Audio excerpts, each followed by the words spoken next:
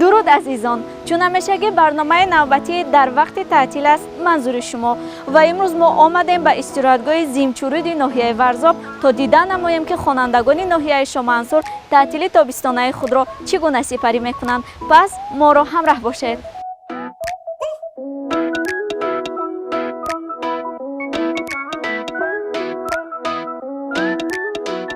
истироҳатгоҳҳо бо мақсади фароҳам овардани шароити мусоид дар давраи таътили тобистона барои беҳдошти саломатӣ ва барқарорсозии ҷисмонию равонии кӯдакон, инчунин мусоидат намудан дар инкишофи зеҳниву ақлонӣ, баланд бардоштани завқи зебои парастӣ, тарбияи фарҳангиву маърифатӣ ва варзишии кӯдакону наврасон ташкил карда шудааст.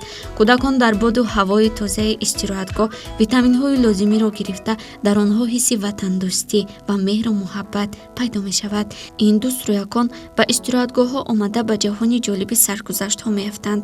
Қайд кардан ба маврид аст, ки дар истироҳатгоҳи Зимчуруд 7 даста буда, дар ҳар як даста 38 нафар хонанда мебошад, ки аз он 20 нафар хонандагони мактаб-интернати рақами яки шаҳри Душанбе мебошанд ва дар умум хонандагон ба 230 нафар баробаранд.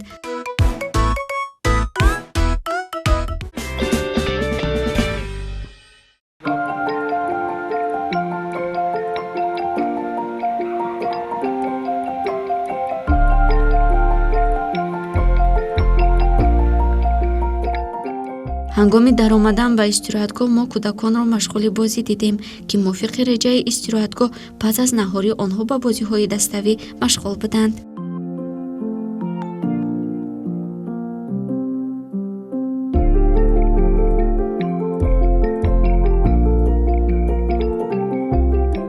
бозӣ яке аз намудҳои асосии фаъолияти ҷисмию зеҳнӣ, ки дар инкишофи ҳамаҷонибаи фардии бачаҳо муҳим аст, дар бозӣ талаби ба олами атроф таъсир расонидани кӯдак зоҳир гардида сифатҳои фикрӣ, ахлоқӣ ва иродавияш ташаккул меёбанд.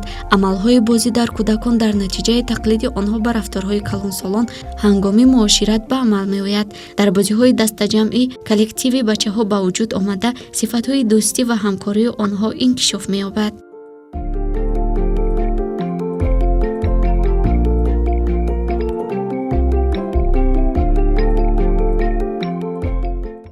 баҳри амалӣ гардонидани қарори шаҳри Душанбе аз 22 майи соли 2022 дар бораи истироҳаткунандагони кӯдакону наврасони шаҳри Душанбе имрӯз басти дуюми истироҳаткунандагони берун аз шаҳри Зимчуруд аллакай шурӯъ гардид.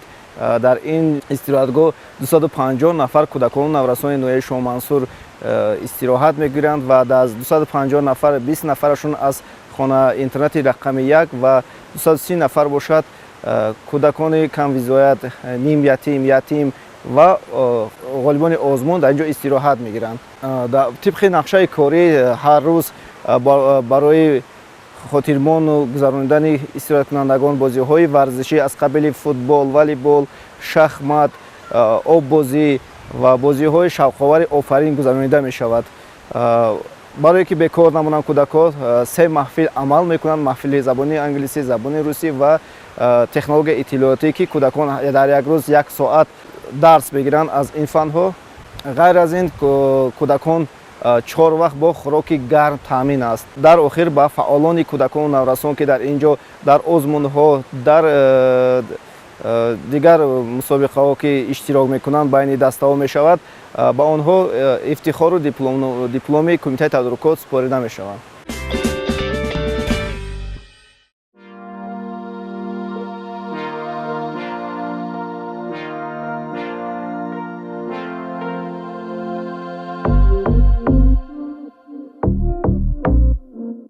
дар байни шаклҳои зиёди тарбияи бадеии насли навраз хореография ва сурудхонӣ ҷойи махсусро ташкил медиҳад. рақсидану суруд хондан на танҳо фаҳмидан ва дарк кардани зебоиро меомӯзонад. онҳо тафаккури хаёлӣ ва фантастикии инсонро инкишоф медиҳанд. чунин машғулиятҳо бо мақсади инкишоф додани қувва, устуворӣ, ҷусту чолокӣ, қобилияти бартараф намудани душвориҳо, мӯътадил гардидани ирода ва беҳтар гардидани саломатии бачагон пешбинӣ карда шудааст.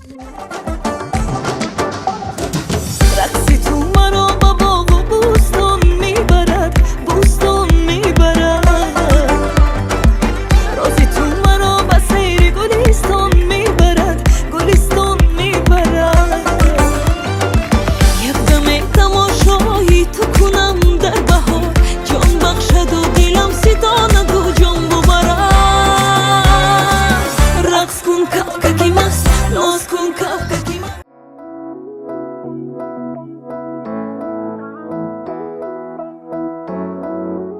тенниси бачагона як намуди хуби варзиш аст ки ба инкишофи мутаносиби кӯтак, мустаҳкам кардани иммунитет ва такмил додани омодагии ҷисмонӣ мусоидат мекунад. бозии теннис ба беҳтар шудани фаъолияти ҷисмонӣ ва зеҳнӣ мусоид мебошад ки теннисбоз бояд ҳар як сония ба амалҳои худ ва рақиб баҳо диҳад.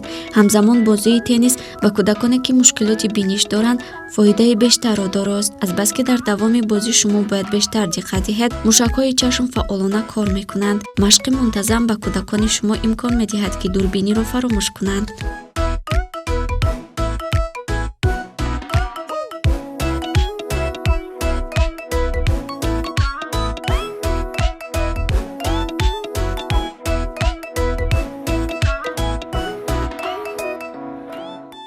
расмкашӣ санъати тасвирӣ аст ки завқи эстетикии бачагонро бедор намуда, шавқи онҳоро ба санъати бадеӣ меафзояд.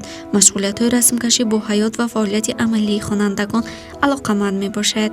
аз ин ҷост ки дар истироҳатгоҳи Земчуруд озмуни рассомон байни дӯстдорони соҳаи рассомӣ гузаронида шуда ва дар рӯзи охирин ба беҳтаринҳо тӯҳфаву истихорномаҳо супорида мешавад.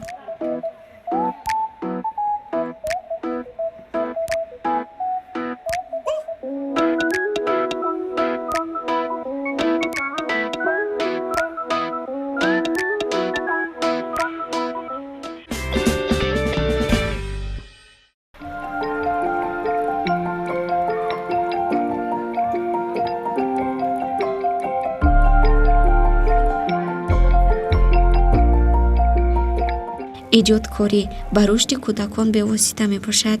ҳар гуна сохтани армуғонҳо аз ҷониби кӯдакон метавонад яке аз ҷанбаҳои асосии раванди таълим номид. муҳим аст ки мураббӣ дар ин лаҳзаҳо зуд ба онҳо кӯмак намояд. бо дасти худ сохтани ашё на танҳо рушди тафаккур ва малакаи хуб, балки имконияти васеъи муошират бо наздикон аст.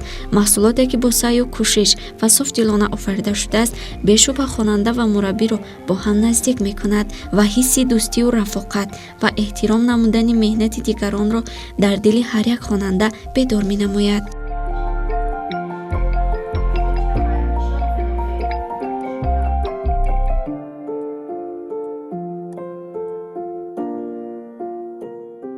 волидайн аз хурдӣ ҳатто аз гавҳора ба фарзандони худ афсона хонданро оғоз мекунанд ва ба ин васила таъссуроти аввалини китобро равшан месозанд. китоб хислатҳои ахлоқии инсонро тарбия мекунад, фикр кардан ва андеша карданро меомӯзонад, ба рушди ҷаҳони ботинӣ мусоидат мекунад. нафаре ки ба хондани китоб шурӯъ мекунад, вай бо тамоми фикру зикраш кӯшиш менамояд ки манзараи тамоми воқеаро тасаввур намояд.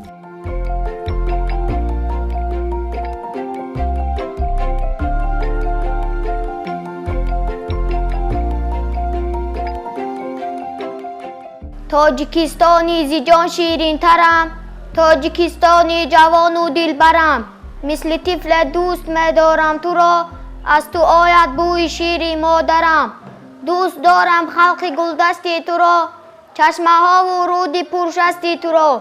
дӯст дорам ҳар ниҳоли сабзи ту, ҳам бадахшон ҳам зарафшони туро.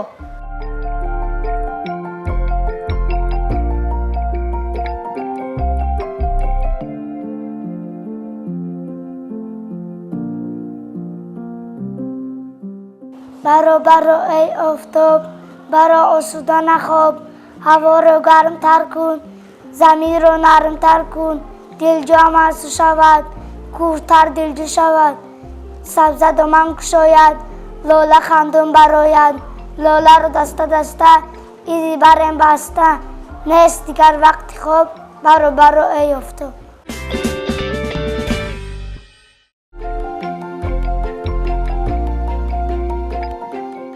баробари бозиҳои гуногун тозагӣ ки зери ин истилоҳ мафҳуми покӣ, муҳити тоза аз ифлосиҳо, покии ашёи рӯзгор, кӯдакон ва сару либоси онҳо, риоя намудани гигиенаи шахсӣ аввалин дараҷа мебошад. ҳамаи инсонҳо чӣ марду чӣ зан, чӣ кӯдаку чӣ болиғ вазифа доранд тозагиро ҳамчун воқеияти аввалин дараҷа, қарзи асосии инсонияшон шумурда ҷомеа, маҳал, ҷойи зистро ҳамеша тозаву озода нигоҳ доранд. тоза нигоҳ доштани ҷойи зист, оби, кӯлу дарёҳо асоси ҳастии инсону ҳама мавҷудоти рӯи замин аст ва чун ҳамешагӣ мо аз тозагии сару либос ва хӯроку саломатии кӯдакон пурсон шудем. ман бо як нафар ҳамшираи тиб дар истироҳатгоҳи берунашаҳрии Зимчуруд вобаста шудаем. аллакай муддати 8 рӯз аст ки мо бо ҳамроҳии ҳамшираи тиб дар ин ҷо дар байни кӯдакҳо, дар байни кормандон кору фаъолият намуда истодаем. ҳамарӯза ҳолати санитарӣ ва эпидемиологии истироҳатгоҳи Зимчуруд зери назорат аст. кӯдакон дар як рӯз 2 маротиба ҳарорати баданашон санҷида мешавад. ҳангоми истеъмоли хӯрок пеш аз кӯдакон ба ошхона рафтан, аввал мо рафта хӯроки саҳар, абед ва бегоҳро аз санҷиш мегузаронем. баъд ба кӯдакон тавсия медиҳем ки хӯрокро истеъмол намоянд. нисфирӯзӣ бошад, ҳангоме ки кӯдакон ба ҳавзи шиноварӣ ба обозӣ мераванд, аввалан мо ҳарорати ҳавзро санҷиш намуда, баъд ба кӯдакон иҷозат медиҳем барои обозӣ намудан. ҳамарӯза кори мо дар ин истироҳатгоҳи Зимчуруд аз пешгирӣ намудани бемориҳои сироятие ки бо роҳи ҳавоқатрагӣ аз як кӯдак ба кӯдаки дигар мегузарад. кӯдаконе ки мо дар ин ҷо ба кӯдаконе ки ҳарораташон баланд мешавад, қуртуқ дар мешаванд ё ягона мод осеб мегиранд, ёрии аввалини худро мерасонем.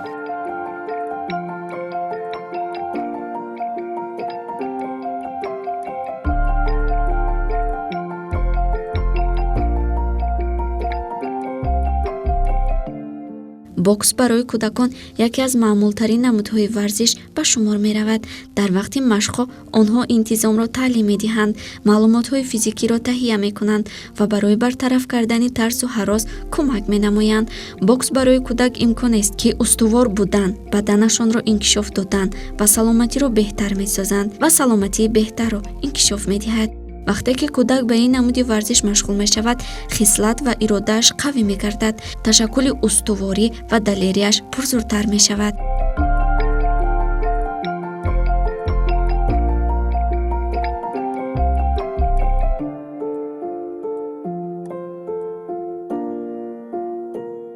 ин наврасонеро ки машғули варзиши бокс мебинед, на танҳо дар бозиҳои варзишии ҷумҳуриямон қувваозмоӣ кардаанд, балки берун аз ҷумҳурӣ байни дигар наврасон қувваозмоӣ намуда дар давлатҳои осиёи миёна ҷойҳои намоёнро сазовор гардида, соҳиби медалҳои тиллову нуқра мебошанд.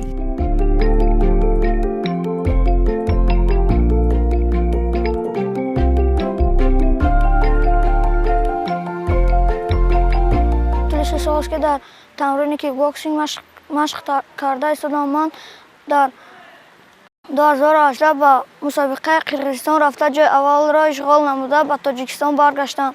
соли 2021 дар мусобиқаи ҷумҳуриявии Ӯзбекистон ворид шуда ҷои аввалро ишғол намудам.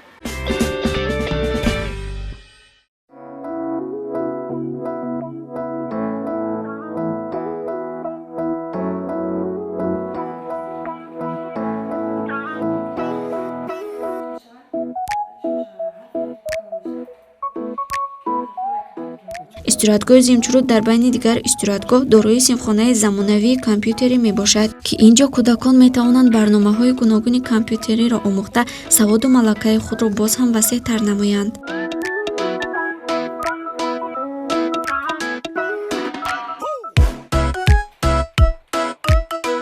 мо аввалан шиносоӣ бо компютер, яъне бо таҷҳизотҳои электронии компютер шинос мешавем. баъд аз он бо компютер истифода мекунем. қисмҳои компютер асосиш, қисмҳои иловагии компютер. дар ин ҷо боз мо бо барномаҳо шинос корбурд мекунем. яке аз барномаҳои мо ин Paint мебошад. барномаи Paint мебошад ки имрӯз мо барномаи Paintро мегузарем. мувофиқи реҷа ҳар рӯз ҳар гурӯҳ бо соати худ меояд дар ин ҷо компютерро истифода мекунад, яъне ки бо чизҳои нав шиносоӣ пайдо мекунад. новобаста аз он ки гурӯҳ духтар аст ё ки писар аст, онҳо саволҳое ки намедонанд аз ман мепурсанд ва чизҳое ки барояшон лозим аст барои худашон мегиранд.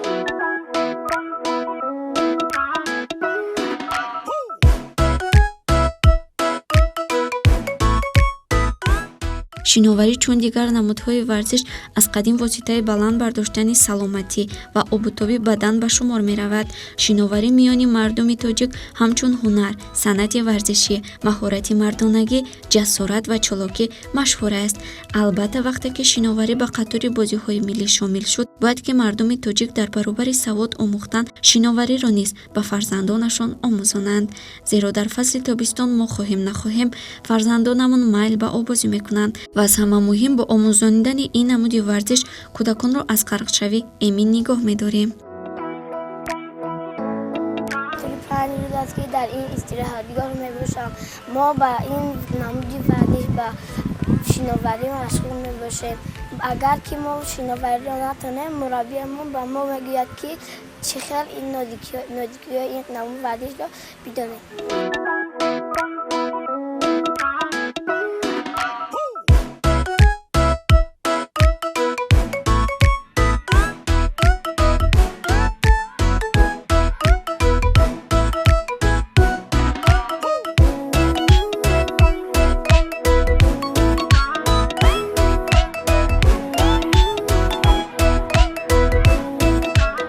вақти хӯроки нисфирӯзӣ ҳам шуд, ҳар даста ба худ ном дошта сардори даста аз онҳо шиорро пурсон мешаваду бо овози баланд бо шиори худ ба назди ошхона меоянд.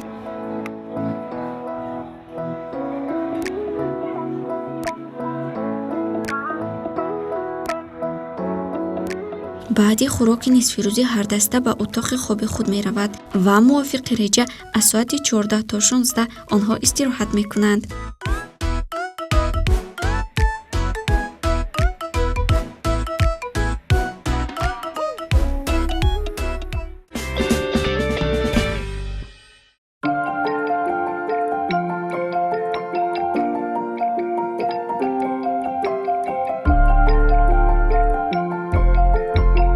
баъди истироҳат ҳар нафар ба бозиҳои гуногун машғул мешаванд.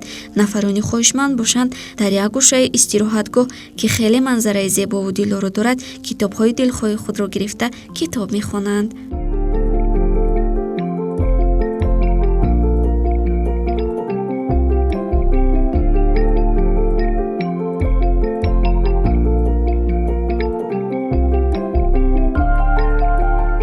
سرول خود را به تماشابینان معرفی میکرده. من سفر و شکرانه خواننده صنف هفتم مؤسسه تحصیلات بیرونی مرکب 1 از ناحیه شاهمنصور شهر دوشنبه. شکرانه میگفتید که طول چقدر وقت است که در استراحتگاه هستید؟ طول یک هفته شد که من در اینجا استراحت کرده ایستادم. شکرانه در همین طول یک هفته که شما در استراحتگاه هستید دوستان یا دوگانه ها پیدا کرده؟ ها خیلی دوستان در اینجا پیدا کردم. دوگانه ها از مؤسسه های دیگر، از مؤسسه های خودم و یک دو دوستی من به اینجا آمده و همراهی من آمده بود. خیلی خوب. و زیادی وقت رو چگونه سپری میکنید؟ ما بسیارتر به مشق‌های گوناگون، بازی‌های گوناگون مشغول میشویم. بسیارتر به بازی‌های والیبال، ششکه، آبازی، فوتبال. ما هر روز قریب آبازی میکنیم. وقتی ما خیلی خوب در اینجا میگذرد. اینجا باشد من در دست شما کتاب میبینم، فکر میکنم که وقتهای خالگی خود در نزد همین دریاچه آمده کتاب میخونید. با یاری معلم‌هامون، مربیایمان میآیم در اینجا با دوستای خودمون کتاب میخونیم.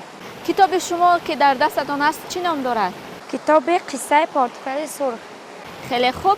این کتاب رو کی گرفتید؟ این کتاب را 3 روز میشود که من گرفته خوانده ایستادم. به شما پسند است؟ بله، در اینجا من بسیار چیزها را از خود کردم. خیلی خوب. در برابر همین کتاب باز کدام کتاب رو از کتابخانه گرفتید؟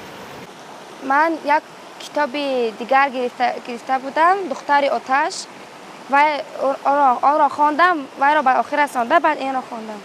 خیلی خوب است. در برابر این کتاب یا کتاب دختر آتش به شما زیادتر کدام نمود کتاب ها مطالعه کدام نمود کتاب ها، مثلا کتاب های افسانه باشد یا اینکه دتکتیوی، کدام از آنها؟ من بسیارتر کتاب های افسانه را خوانده میخواهم. خیلی خوب است. از همین کتاب های شما خوندید یا شاید شعر را برای تماشابینان قرائت میکردید؟ تا جهان بود از سر آدم فراز، کس نبود از راه دانش بی نیاز. مردمانی بیخرند اندر هر زمان، راه دانش را به هر گونه زبان. گرد کردند و گرامی داشتند، تا بسنگ اندر همه بین داشتند. دانش اندر دل چراغ روشن است و از همه بعد بر تن تو جوشن است. تشکر زیاد، شکرانه. و دوامی همین استراحت را ما به شما آرزومند هستیم که باز هم خوبتر و خوشتر گذرانید و باز دوستان دیگر را پیدا نمایید. برای شما یک خاطره باشد که وقتی که مکتب شروع می شود همیشه در یاد شما همین لحظه های بهترین بماند.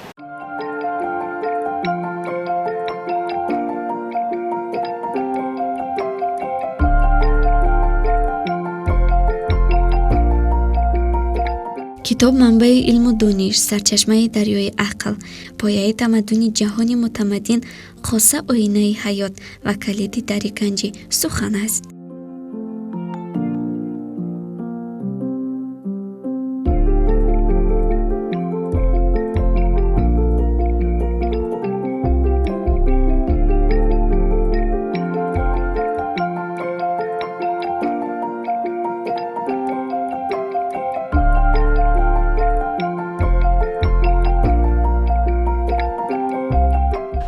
که تو 7 ساله بودی چون گل به چمن حواله بودی و اکنون به 14 رسیدی چون سر به اوج سر کشیدی.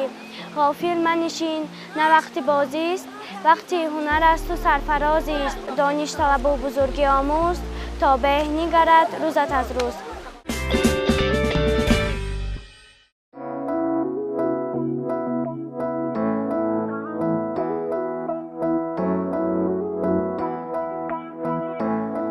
در برابر بازی‌های گوناگون، مشغولیت‌های دستوی، پیدا کردن دوستانی زیاد و همزمان آزمون‌های زیاد به مانند رسم‌کشی، شاهمات، آزمون بهترین سرود، اینجا استراحت گیرندگان از باد و هوای تازه و طبیعت زیبای دیارمان لذت می‌برند.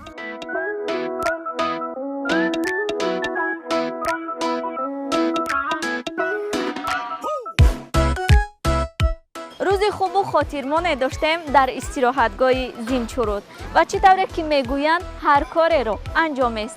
اینجا برنامه نوبتی در وقت تعطیل به انجام میرسد، ولی برنامه‌های دیگر دیدنی تلویزیونی بهارستان در پیشند. ما رو همراه باشید.